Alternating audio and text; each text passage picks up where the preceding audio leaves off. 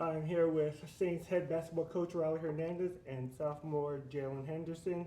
Guys, you were supposed to play tonight, Wednesday at the greenhouse. However, due to maintenance problems and unforeseen circumstances, you guys are actually going to play on Thursday. Same time at the greenhouse against Colby, 6 and 8 o'clock. You guys will play at 8 o'clock. When people come on out, they can go down to Lewis, the car dealership here, and get their tickets. Anyway, Coach, one game maybe a day postponement. Does that sort of affect the team? I think it affects us in a positive way. It allows us another opportunity to practice and continue our preparation and continue to dive in closer together, moving towards the same goal in space. Practice is of great value for us, and us being able to get another opportunity to get better in that space, fail in that space before game day is always a big positive for us. So as we continue to have more opportunities to practice, we believe we're going to continue to get better. This opportunity for us, as we see it, is one to get better and get better through failure on our own floor against ourselves, to then be better prepared to attack Colby and go 1-0 on Thursday. So a big positive for us. Something that we see is having more opportunity to practice and more opportunity to clean ourselves up on the defensive and offensive side.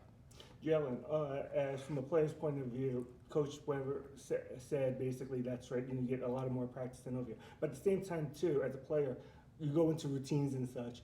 Does that sort of throw you off a little bit? At first, a little bit, but now that I think about it, like, we get another day to prepare for them. Mm-hmm.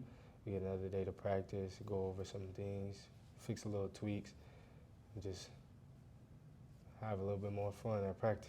Mm-hmm. On the other side, too, now you have one less day to practice and get ready for Dodge City. Is that a negative? Yeah, no, I think it's about us the whole way. So us having opportunities to stack positive practices in a row is going to continue to show up over time. Really, a lot of the practice and the work that you see doesn't necessarily show up the next day. It shows up over the course of time. So us being able to stack more practices together is just going to allow us to continue to move forward. So it's us versus us the whole way. We can get caught up at times to seeing who's across from us. But the reality is we need to win the day today, and then we need to go on and win the day tomorrow, and continue to move in that pattern of what's best for us. If we keep adapting to other locker rooms and other lineups outside of ours, we're going to really not have an identity. So for us, really the focus right now is trying to clean up our identity on both sides of the ball, our identity in the locker room, our identity in the dorms, how we move, how we communicate with one another. Yeah, the team is 10-10. They're 6-8 in conference play, and you guys have had a little bit kind of a rough go of it of late, losing 3 of 4. Team has had a bunch of injuries over there and a lot of moving parts, as we've talked about in the past. Finding themselves, how do you see them over that stretch of 4 games? And the team has sort of been in every single game, it seems. We've been through not just this sort of the stretch, but throughout the entire season, is that the team never seems to be out of it. It always seems that there's always something. You guys make a run, and then you can pull it out at the end. Sometimes that happens, sometimes it doesn't. How do you feel about this team so far? Yeah, I think early we had a lot of experience and we had a lot of minutes. Got 200 minutes in a game. We had 200 minutes in a game. We had majority of those, about 140, going to people that had game experience, either in the league or at the 2-year level, and also people that had already had collegiate experience, just simply understanding how to handle themselves on a day-to-day in the classroom, in the community, on the court, in stacked days, and have a structure to them. So we went from about 140, we dropped to about 100, and now, as guys are moving with those sophomores, we're kind of gaining some experience, just still having to do it in a rough way. We're doing it out there failing on the game floor instead of failing on the practice floor. So there's some of those aches and pains when you lose that experience and you lose that cohesion inside of how you rotate and lineups and how your team expects maybe for them to move together as a collective. So guys have had to take on different roles. Jaylin's had to take on multiple different roles throughout this year with this team Wilson Dubinsky, multiple different roles. Those guys they get moved too. That's not an easy thing for them. So we've continued to accept that challenge. We're hoping here on the back end that we can kind of have us as far as everybody healthy that we'll have from now till March and start really making a push with some consistency. We talk about as a team, if you're going to be anything, be consistent. And that's really what we're looking to do. We've been inconsistent in our lineups, inconsistent in our practice, and we've got to be more consistent there so that we can have a consistent effort on the floor. Yeah, no one likes to use, and I know especially coaches and players don't like to use the injury factor as an excuse, but it happens. And when you're constantly moving parts back and forth, it's going to be really tough. Jaylin, I know that for you playing this year, it must be kind of tough. You kind of getting new lineups, new rotation, people you expect over there and having to work through that. How's that been? I mean, it's adjustable. I just have to adjust. It gives me time to grow as well.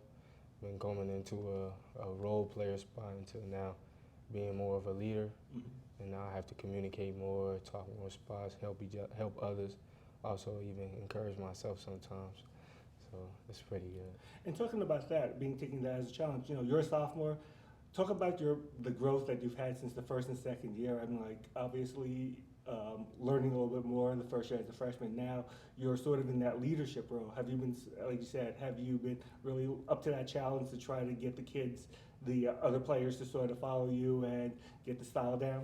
Yeah, I've been trying to get them to follow me. I mean, it seems like, yeah, they're willing to, so it's not as hard as I thought it would be. And going from my freshman year into this year, my first year, it's just I had to listen.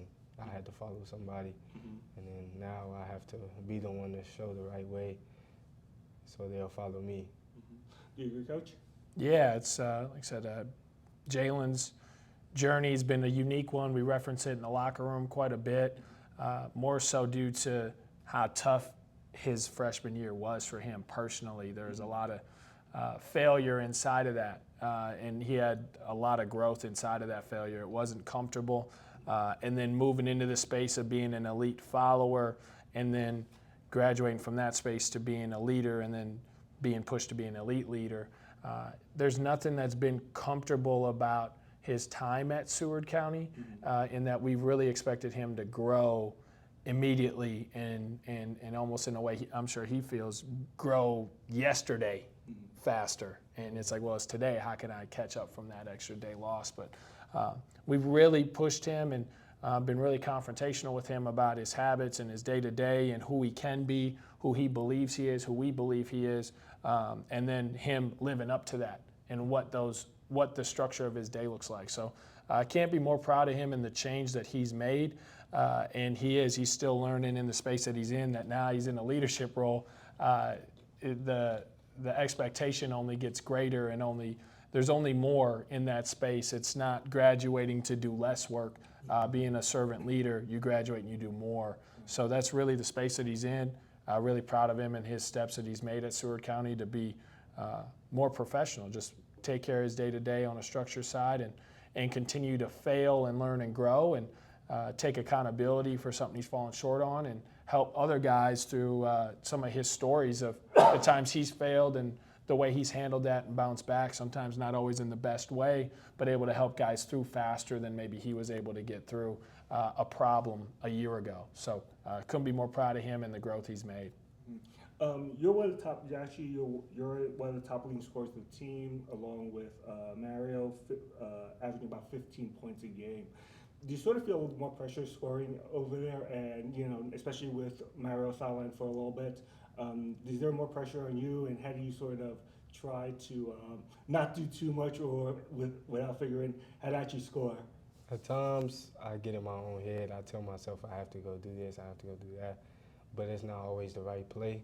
So sometimes I always have to tell myself I have to calm down, get others involved, be a guard, and just be a sophomore, be a leader somewhere. I can show them that I can do this, but also I have to help others score as well. So, I mean, sometimes I put a lot of pressure on myself, but I'm not supposed to, so.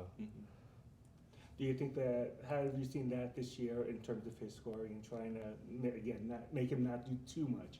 Yeah, I think it's As Jaylin mentioned, the right play. The game honors the right play. Life honors the next right action. And sometimes you can't go correct the last mistake you made because you're in a different circumstance or different situation. And that's how basketball works. You might have turned it over. Well, you might not have a chance to have the ball in your hands to not turn it over in that scenario the next time. That might now turn around and be the right pass to make. So you have to allow yourself to play present, to be present, to fail with your best understanding of what's in front of you, and do so with an open mind and an open heart. And then when you fail in that instance, learn from that and grow. And yeah, Jaylin's been in a tough spot. He's had a lot of different guys that have helped score around him, kind of in and out of the lineup. And as he's gone out with the intention to help the team win, it's put him in a space sometimes where he's got to try to figure out how to help win outside of scoring when it's a new role for him. So sometimes like, dang, I need to help the team win. I'm a good scorer. Let me try to go score a little more. So it's a tough balancing act. And again, that's part of being a servant leader. He's not scoring, we're scoring. He's not winning, we're winning. And so in those spaces of trying to do the most for the team, sometimes getting out there and trying to make something fit that's not there is the challenge for him with different lineups around and different people with different attributes. But like I said, I think there's been a lot of great growth. Like you said, we've lost 3 of the last 4. And I think we've really just only learned more about ourselves and more about our team in these moments. And this is a great time for us to learn more, to be able to grow and really push this next month into the back into conference play and then also into the regional tournament. I mean, you just said that. So what have you learned about the team over the last 4 games? That everybody's really willing to work, they're willing to play hard, willing to communicate, or just be a family, to be honest. It shows that we all want to play together. Nobody's really having any or how do I say it, or jealousy towards one another. Right. So it's really pretty fun. So I have a great group of guys around me. Let's talk a little bit about Colby. The last time you guys played, you beat them 99-87. That was at Colby in November. Obviously, it's 2 or 3 months later. What do you expect out of them? You expect them a different team? Do you guys expect something different? Do you guys going to attack them a little bit differently, say? How's it go? Yeah, I think both of us have grown and both of us have evolved. We both might be wearing the same uniforms, but nowhere near the same teams. So, the expectation is still the same as it was when we stepped out and we saw Colby as far as our effort, our energy, our cohesion, our togetherness, our unity. I just think we're in a space, and as Jaylin just mentioned, we're in a space where we've continued to come together and keep trying to find a way as opposed to run away from one another. It's that time of the year. Decisions are made individually and collectively, and it's either to continue to dive in and do more, sacrifice more time, come together more, put in more work, or to just sit back and watch and see what happens. So Colby's done the same thing.